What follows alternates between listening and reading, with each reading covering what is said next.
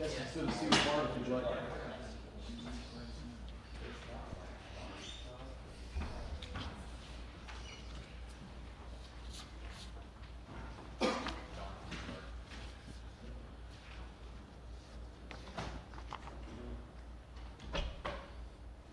Looks like a couple of recruiting letters. Okay. All right. Who's starting us off? Yep, we'll start with Randy. You ready? Yes, sir. Matt, in both games, the defense has allowed the 3 long drives. Is there any special ingredients or recipe defensively that you can do to change that, get your offense back on the field, especially early in games? Yeah, you look at those drives that you're talking about, there were 4th and 1 yard, 4th and a foot, 4th and inches. It's pretty hard to stop. I'd probably say, honestly, play better on 3rd and long.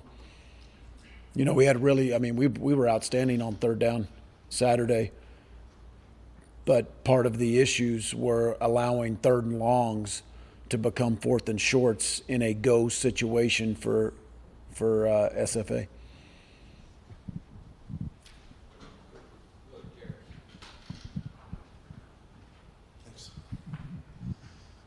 Hey, Coach, the defense did allow some long drives, but gets the run. I think y'all are allowing less than 2 yards per carry. The 3rd down percentage is actually good.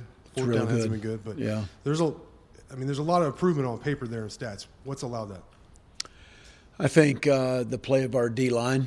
I think as the game wears on, we get stronger.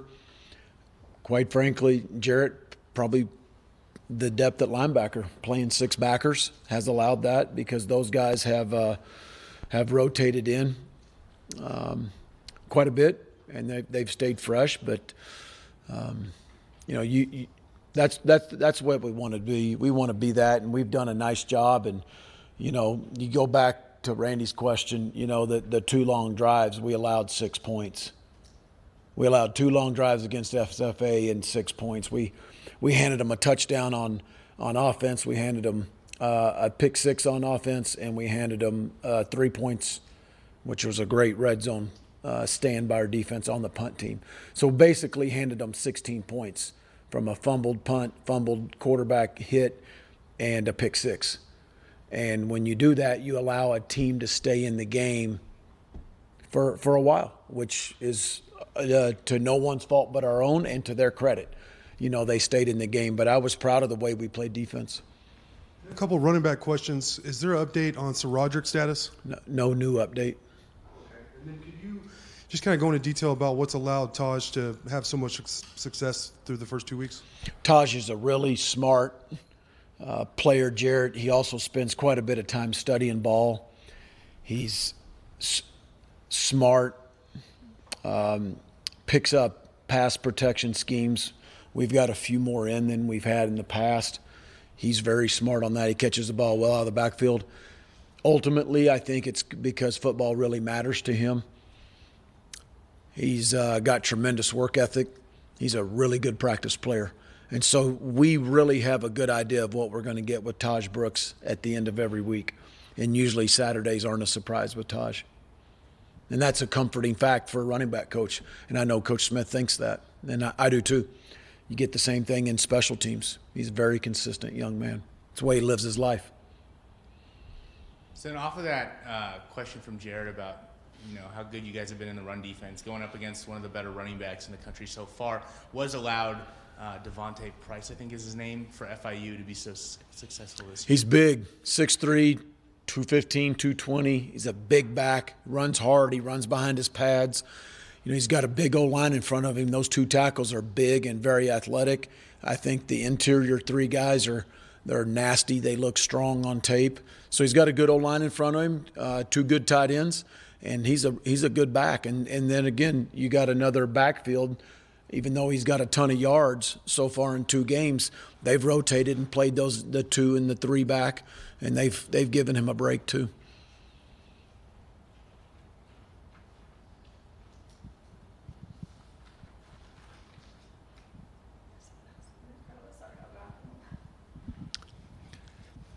That is professional courtesy right there. Yeah, just trying.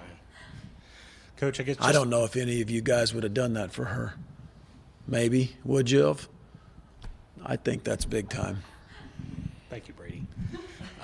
Coach, I guess just Now- kind of now looking you're at on the the tape hot- from the offensive line, I guess what did y'all learn from, I guess, maybe some of the mistakes you made? I know Tyler had already mentioned the mistakes he made during that. What did you see in terms of mistakes that you can correct going into this week? I think everything's correctable up there. I think we just got to do a better job of communicating on the offensive line. We got to do a better job of communicating twist games and coming off in pass protection. That's certainly something that's on tape. And once you put it on tape, you're going to continue to get it until you fix that problem. And that's something that we'll work real hard on in practice this week. You mentioned starting faster on offense. How do you kind of go about doing that, especially going into this week? Well, we started fast last week. We scored on the third play of the game. We just didn't continue it. And I think, quite frankly, without diving into it too deep and hypothesizing, I think it's just that. It's playing better on the O-line. It's communicating better up front, not having some missed assignments like we had here and there. It was just spotty and kind of sloppy out on the perimeter. And then also you mentioned 3-0 is obviously the goal after this non-con slate. How big will that be to just set you guys up for Big 12 play, especially going? Well, that was the goal this summer, coming in to the season as being undefeated. And we have a goal of being undefeated in Jones Stadium too. And so this is the next step in that, and we've got 2 steps out of the way. And that's why this game is big. This is a huge game, and they have our attention. They're a good team. We know they beat Miami 2 years ago. They're very confident. They're very athletic. They're very well coached, very sound in what they do in special teams and playing the game, all the way around in all 3 phases. So we have a lot of respect for them. They have our attention. I can promise you that. And it's probably heightened because of the disappointment with the way we played a little bit on offense and special teams Saturday night.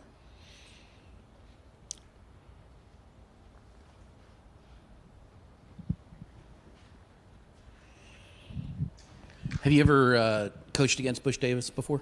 No, sir. Have you ever coached before this point? No. And when you've looked at FIU's defense, what have you seen that stands out? I see 2 really good corners, 2 active linebackers that make a lot of tackles. They'll put some pressure on you in third down, and they've got skill. They've got good athletes in the back end and some guys up front. Some big. They got a couple big D linemen. Their top 22 look big and athletic. I mean, all the way around. Their skill. They got a freshman tight end or a sophomore tight end, whatever. COVID, I don't know the year, but he's young and he can flat run. He can run routes and catch balls and stretch you at linebacker or safety. They've got 2 dynamic wideouts that have speed and good hands. Quarterback that's very accurate. So they, I already mentioned the 3 running backs that we've seen. The number 8's a kickoff returner that's very, very athletic. He just hadn't broken out, but they do some really good stuff. And so, again, they got our attention. They're very good. We talked about it a little on Saturday, but what do the other wide receivers need to do We just need to better? play more plays, guys. I think that we'd like to spread it around. We got to get Kalen more involved. JJ, Trey Cleveland, those guys are more than capable. Our tight ends are more than capable. But when you only snap it 48 times in 52 snaps, I think, against Houston, that's not very many plays, especially when you're running the ball with Taj as well as we're running it right now. And it's not necessarily a bad thing if you have a guy that catches It's not. as much as It's Easy not. does. No.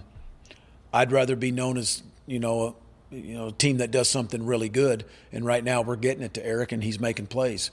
So teams need to stop that. But I truly believe with the tight ends and those other receivers that we have weapons there. And, I think when you get into an 85-play game, 80 plays, when you start playing more plays, I think some of that will come out. And we certainly want it to, I know, as coaches. And we're very comfortable and very confident with those other guys. Who's a better Oklahoma high school football player? Who was? What's up, D Fields? I know coaches from Oklahoma, Northeast Oklahoma, where I'm from. I don't know much about his high school career, to be honest with you. He's been very successful as a ball coach in the league and the highest level in our sport here in college football, and he's done a very good job. Coach, there were a lot of mistakes, after the play penalties, drops, the turnovers. As a head coach, what do you do this week to make sure that doesn't happen again? Yeah, the penalties, to be honest with you, I think are very uncharacteristic of our team over the last 2.5 years. That's something I think we corrected when we first got here. We finished in about the middle of the Big 12 in penalties the last couple of years. The big thing is we want to reduce all pre-snap, which is movement. We had 2 of those. And then post-whistle, we had 2. And they're absolutely uncharacteristic of our program. They're not allowed, and they're not going to be tolerated, both of those post-whistle penalties. And that's not something that this program's about, nor has it been. And it's a way to not beat yourself, and that's embarrassing, really, to be honest with you, those 2 penalties. And they've been corrected. They've been talked about, and I don't think we'll see them again.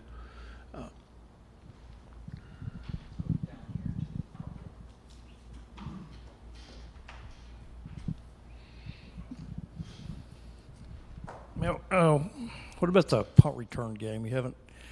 It seems like you've had a few maybe issues there getting that. We've had one issue.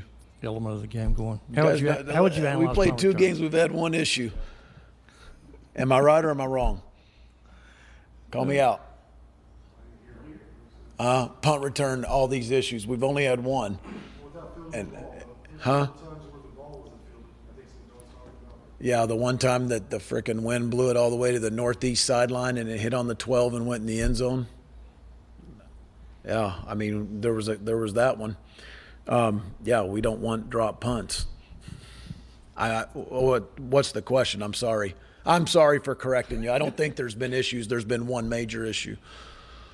Okay, I'll move on. Well, no, I mean, what's your question? I'm good. Well, how do you get more out of that element of the team? You're averaging 2.7 yards per return. Well, I think part of that, first of all, we got to do a better job of hold up when teams are matching hang time and distance like Austin does. It reduces your chances of returning the punts because it forces a hand in the air in terms of fair catching. So we've got to do a better job of holding guys up. But punters can take you out of that game too very easily, just like Austin has taken 2 very good punt returners. 8 for Houston and 2 for SFA. We've taken those 2 guys out of the game by our punter. And, I would say that game, part of our game, has kind of been taken away too. And you had multiple DBs go down in that game Saturday night. How are those guys looking physically? They're all day to day.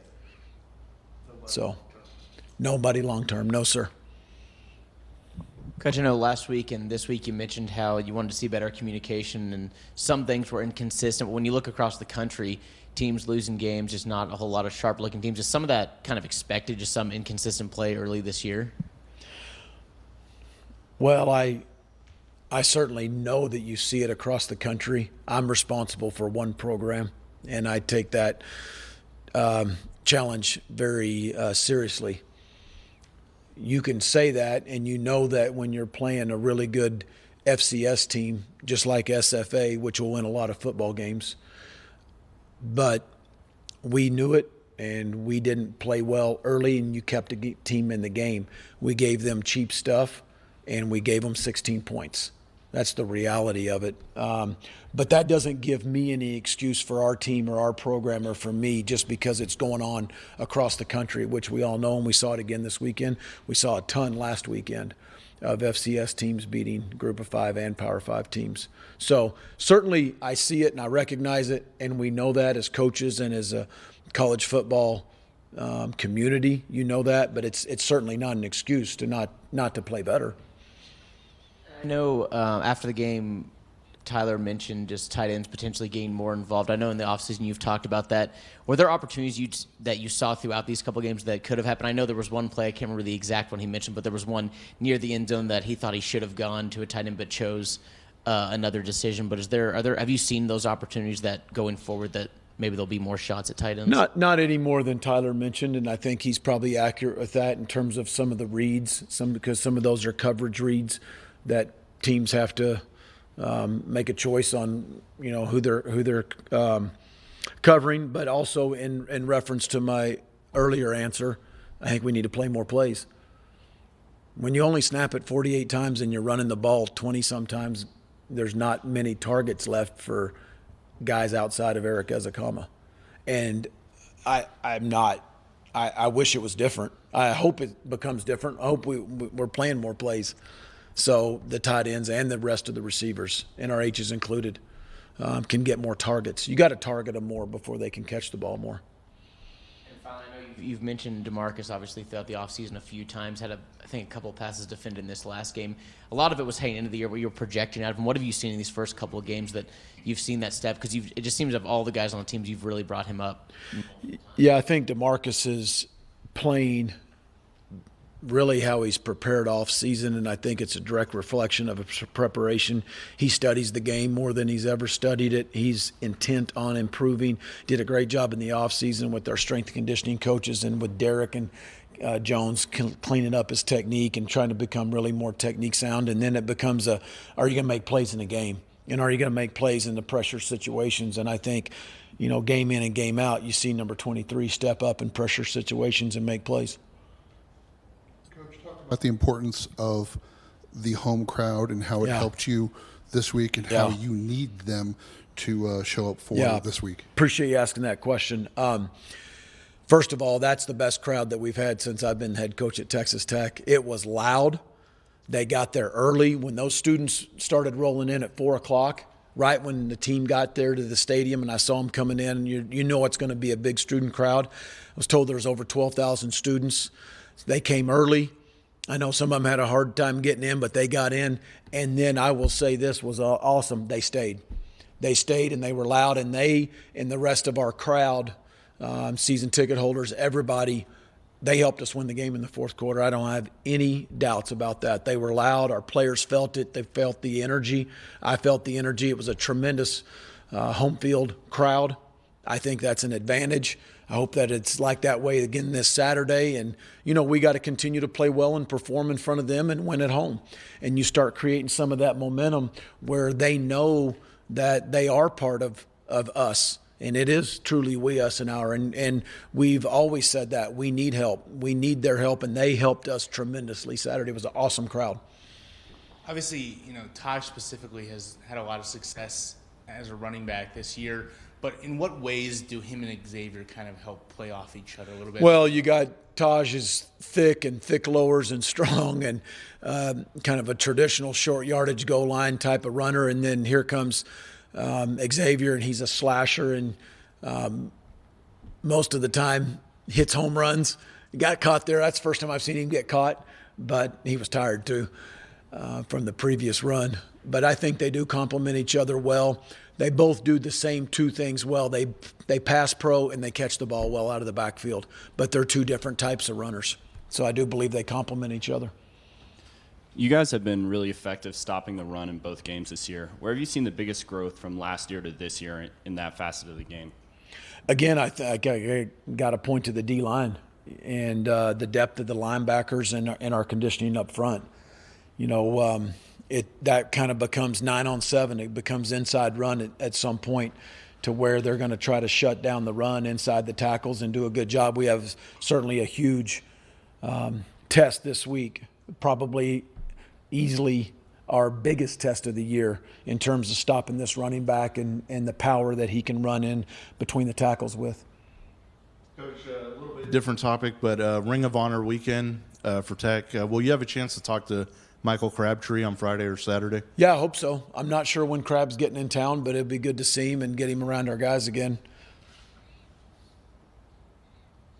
Any other questions for Coach? All right. Thanks, Coach. Okay. Thanks, guys. And girls.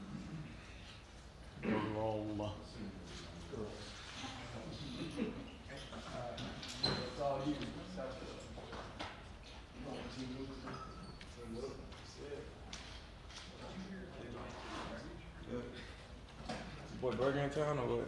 What? What's up? I'll go first? Yeah. It's cool, All right, man. we'll start with DeMarcus. Who wants to go ahead and get started?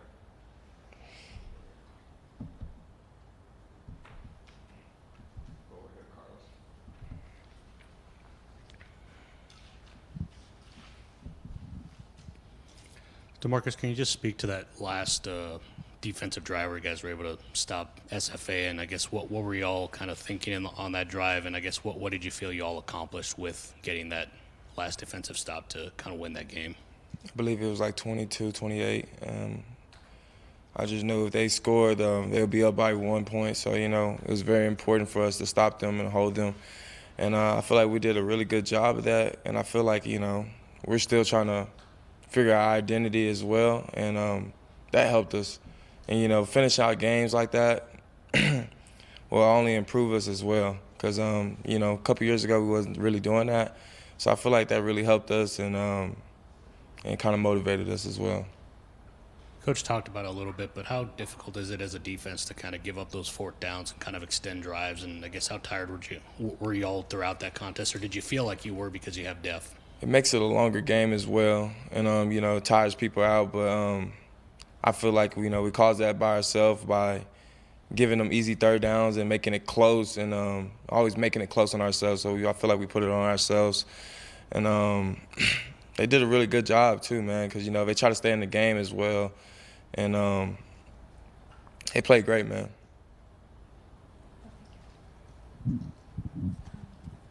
DeMarcus, what have you seen so far from the tape on FIU that stood out to you? They're a very athletic team, a very skill set team, very big, explosive back, very good wide receivers, and that's just from what I watched already. I just know they're going to come in and they're going to play. They played really well 2 weeks ago against Rhode Island, and they played really well against a good Texas State team. DeMarcus, for you, obviously this secondary unit seems like there's guys who have come in from everywhere. How do you think you guys have gelled together as a unit through 2 weeks? Man, just being there, being close with each other, and just keep believing in each other. And I feel like with as many games that we still got left, it's just going to build on top of it. For you guys, as a team in the past that has struggled a little bit in close games down the stretch and closing those types of games out, now 2 straight games where it's been tight in the fourth quarter and you guys have come out victorious. What's changed? Just our mindset about things and our practice habits. I feel like that's the most important things about us right now, and be able to finish out in the fourth quarter is something that we have to do because we lost a lot of games very close. So I feel like it's very important for us. Marcus, it seemed like SFA had a lot of success in the screen game last week. Is that something that the coaches have talked with you about, and what can y'all do to improve in that area? What we will do to improve is probably just go through practice again. Just to us, that just means we had mistakes before, and so we just got to clean it up as well. They did a good job by adjusting and doing that as well, because if you can find our weakness, then you find our weakness, and so what we're going to do with our weaknesses, we're just going to build it up. Now, we just asked Coach about just where he's seen some of the inconsistencies in these first couple games. Where do you see this upcoming week that the team needs to work on to make sure that doesn't happen, in the final non-conference game? I feel like it's really not inconsistency. It's just something that with us, and it's just we need to, like I said, man, it starts at practice. It starts through Monday, Wednesday, through Thursday, through Friday. Preparations is probably everything. Everybody has a job and everybody's assigned to it. And what we need to do is just keep attacking that same thing right there as well. I feel like, like I said, man, it starts at practice.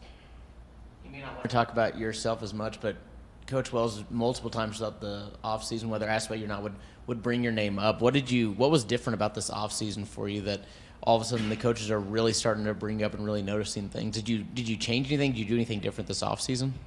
I just try to change every year. Just try to change for the better as well. I know this last offseason I really wasn't around the team that much as well, but I try to be as many times as I can, just with school and stuff like that. And, so I just try to do what I can do, especially for my teammates. And, just by trying to touch everybody, really. And I feel like that's the most important thing right now.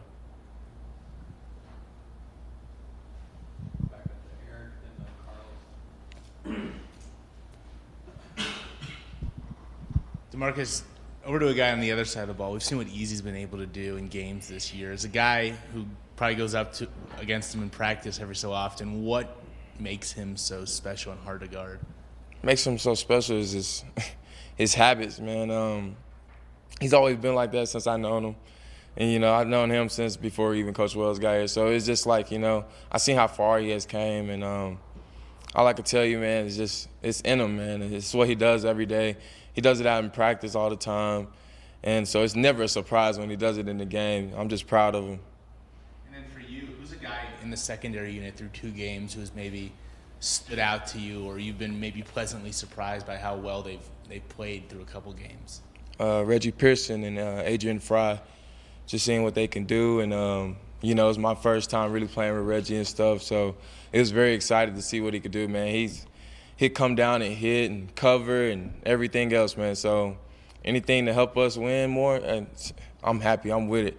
It's something I wanted him. I remember they were trying to get him, and I just sent them a text first, man. I just love to build up this team as well, especially the DBs, man. Like, we done came so far, and I'm just so happy to be a part of it. Marcus, on that note, did you feel the defensive backs got tested last weekend with Fry going down and Dadrian going down a little bit and him having to step up? And what did you feel the defensive backs kind of showed last weekend? To me, I feel like we're going to get tested every week. But like I said, we did have a couple guys go down, and then they did start attacking us. But, to me, when it came down to it, my boys held in strong, and we left the fight with a win. And like I said, man, what we going to do this week is get better at practice. Get better at practice. It starts there, and then hopefully we'll put on a better showcase for you next Saturday. You guys have so much experience now in the DB room with all the transfers that the coaching staff brought in. Is that something you can sort of feel on the field in terms of guys knowing where to be and stuff like that?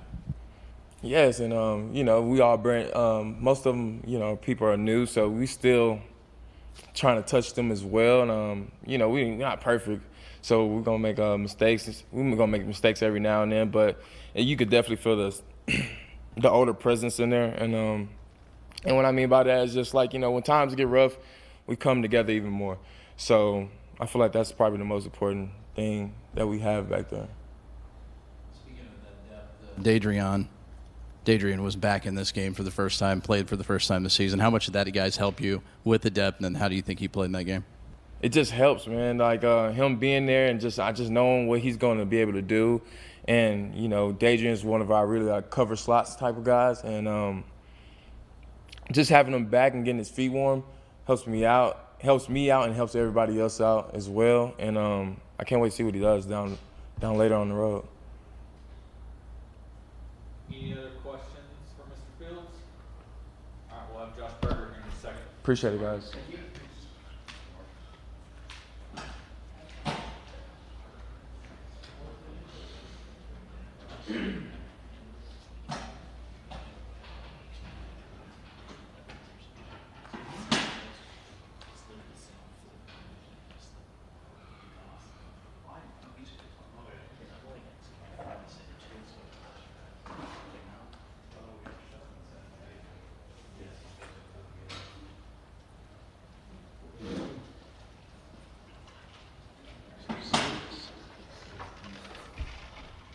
Hello. Okay. All right, we'll get started over here with Carlos.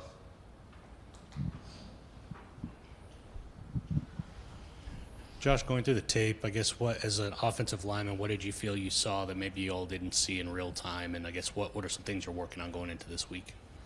We had a pretty good game plan, I think, going in. We knew, schematically what they were going to do. And they stuck pretty much to it. It's just like the little details, we gotta fix and clean some things up as a O-line, so yeah. From your perspective, how did you feel? How do you feel you've played the first two games so far, and what are some of the improvements that you're looking to kind of do? I think I've played pretty well. Guard's been a good transition for me, just because of my body. Again, like I've mentioned before, I wasn't like the prototypical 6'6" tackle. I was pretty pretty short for tackle, but pretty good. Obviously I have some things I want to clean up in the run game and pass game, but it's been a solid 2 games, and I just need to keep stacking it, especially this weekend against FIU.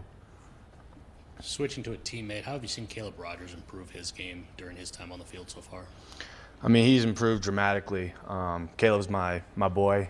He's like a brother to me.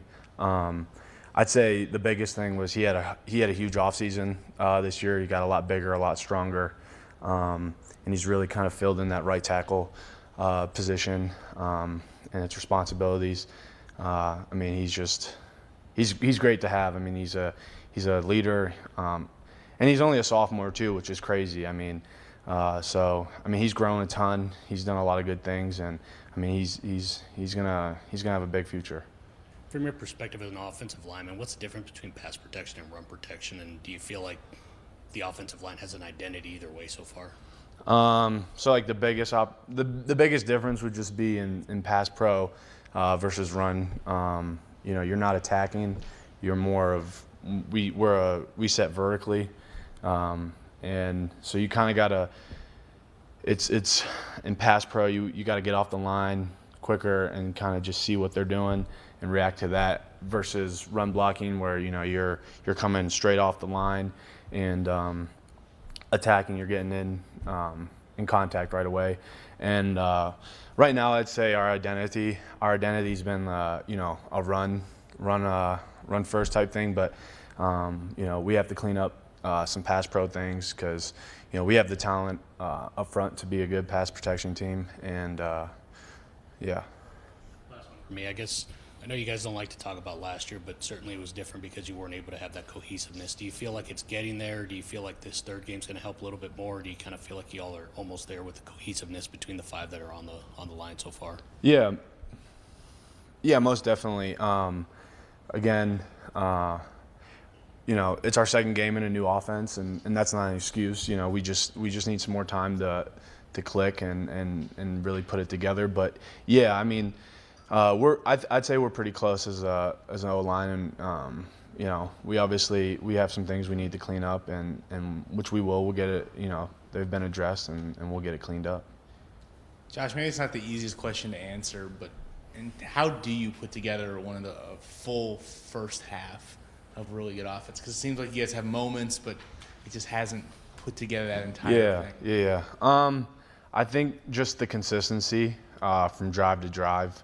Like our first drive obviously was 3 plays and we scored, and then we had a 3 and out and then a pick 6, and then we didn't score again until like the third quarter. So I think just the consistency, snap after snap, that's really what we need to improve on as an O-line, and we're gonna get there. So in terms of ties, there's some running backs that they're just kind of fun to block for, because it seems like you can trust them to hit the hole, and maybe they're a little bit physical and things. Yeah, no, for sure. We have a bunch of backs that help us and make us look better. Taj is a great example. I mean, I think he's 4th in the country right now in rushing yards. But yeah, I mean, he's a big body, and when he hits that hole, he takes off, and it's Brooks time, so it's good stuff. What can you say about the defense, and do you guys kind of feed off of that, especially them stepping up big there, the D-line specifically at the end of that game? Yeah, most definitely. I'd say the D-line gives us great looks in practice, day in and day out. They really help us improve daily. And, yeah, I mean, you feed off the defense's energy, and, when they're making, big stops and big plays, you're on the sideline. You want to return the favor and do that and match that. And going off of that close win, what's the conversation like in the locker room after that? How do you guys build off of something like that? Yeah, we were happy that we got the win. I don't think anyone was necessarily happy with the way we got the win, and that's a credit to Stephen F. Austin. Them, having a good scheme, good players, good personnel, and they rose to the occasion.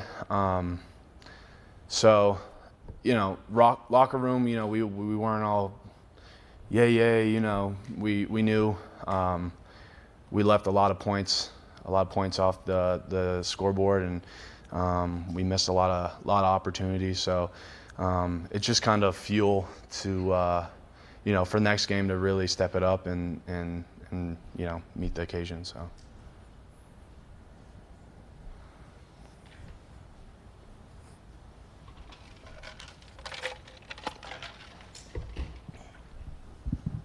How did it feel playing in front of a full Jones AT&T Stadium for the first time? It was awesome. Red Raider Nation came out strong. I think it was like 55,000. It was really cool because obviously last year with COVID, I didn't really get to experience that. I'd say the closest thing to that last year was the Texas game, and I'd say that was probably maybe a third or a fourth of the amount of people that were there on Saturday, and I mean it was awesome. So. What's one thing that's been hard about transitioning from tackle to guard, especially at this level, that you didn't really anticipate? I'd say the biggest thing is just the people you're playing against. At end, you have more like length and speed, more finesse. On the inside, you're going against more, short and stout, powerful guys. And the point of contact is a lot quicker than it would be at tackle. At guard, you have you can smell their breath before the play, and at end or at tackle, you got a guy maybe 2-3 yards off of you. So I'd say that's probably the biggest difference. You talked about the consistency on offensive drives. I guess what's the difference from your perspective so far for you guys between a good drive and a bad drive? What's been that razor thin margin for you guys in terms? I'd say that it's, to be a really good offensive line, you have to have 5 guys doing their job all at a high level. And I think right now, we may have 4 guys doing what we need to do, or 3 guys, and we haven't necessarily had consistently 5 guys every snap, getting the job done. And we acknowledge that. I mean, we know we have to be better, which, we're going to be. So that I'd say that's probably the biggest thing. Has your heart healed from Sunday's Browns loss yet? No.